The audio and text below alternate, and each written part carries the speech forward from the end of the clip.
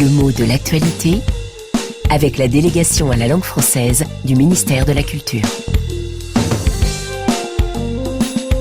Yvan Amar. Le Congrès américain furieux des cachotteries de Trump, titrait hier RFI. Alors, tout le Congrès, peut-être pas l'intégralité des élus, mais une bonne partie, les démocrates, c'est prévisible, ils sont opposés à Trump, mais aussi un certain nombre de républicains, ce qui est plus étonnant, parce qu'en principe, ils sont dans le même camp politique que le président des États-Unis.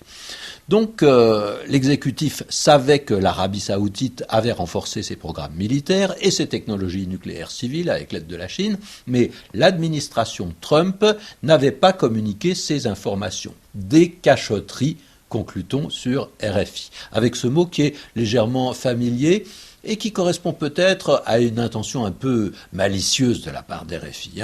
Le mot cachotterie n'a rien d'officiel, même il a un côté un peu enfantin. Alors, quand on l'utilise, on est un peu moqueur.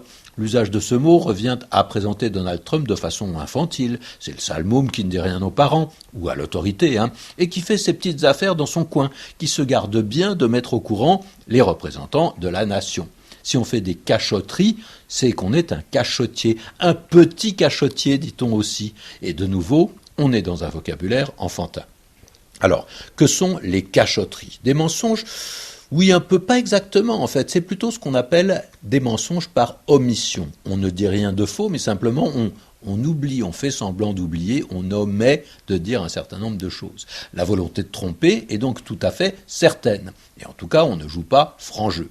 Et la famille de ce verbe cacher peut se diriger dans des directions assez différentes.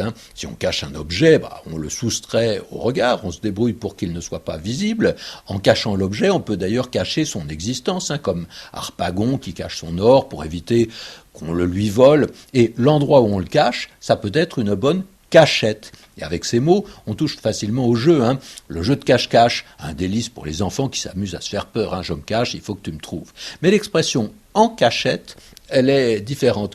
On fait quelque chose en cachette de quelqu'un si on se débrouille pour qu'il ne l'apprenne pas. Et de la même façon, on peut dire qu'on le fait en douce, c'est-à-dire sans que ça se voie. Là encore, c'est très légèrement familier, comme l'expression en catimini qui a à peu près le même sens. Alors, en douce donne une impression plus légère. On a une certaine indulgence pour celui qui fait quelque chose en douce. En catimini, peut-être à cause de cette finale qui donne une impression de minoration, un mini, on a le sentiment d'une conduite plus régressive, plus immature, et peut-être aussi un peu plus mesquine. Le mot de l'actualité avec la délégation à la langue française du ministère de la Culture.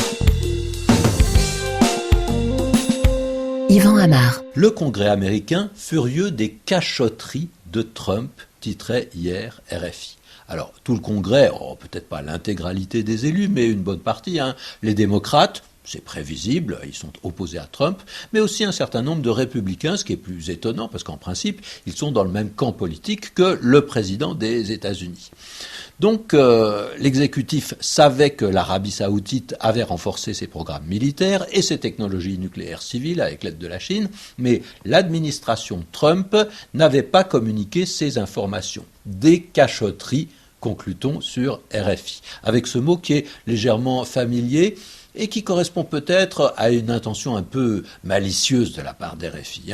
Le mot cachotterie n'a rien d'officiel, même il a un côté un peu enfantin.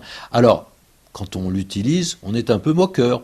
L'usage de ce mot revient à présenter Donald Trump de façon infantile. C'est le sale môme qui ne dit rien aux parents, ou à l'autorité, et qui fait ses petites affaires dans son coin, qui se garde bien de mettre au courant les représentants de la nation.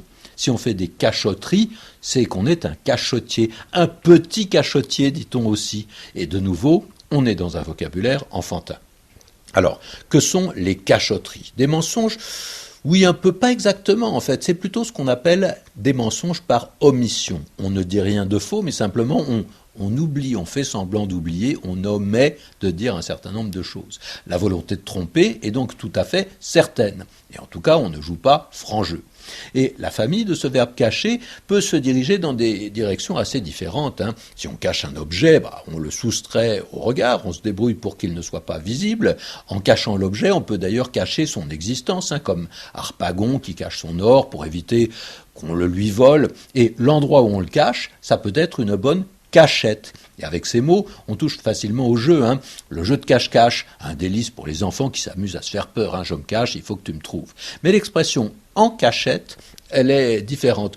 On fait quelque chose en cachette de quelqu'un, si on se débrouille pour qu'il ne l'apprenne pas. Et de la même façon, on peut dire qu'on le fait en douce, c'est-à-dire sans que ça se voie. Là encore, c'est très légèrement familier, comme l'expression en catimini qui a à peu près le même sens. Alors, en douce donne une impression plus légère. On a une certaine indulgence pour celui qui fait quelque chose en douce. En catimini, peut-être à cause de cette finale qui donne une impression de minoration, un mini, on a le sentiment d'une conduite plus régressive, plus immature, et peut-être aussi un peu plus mesquine.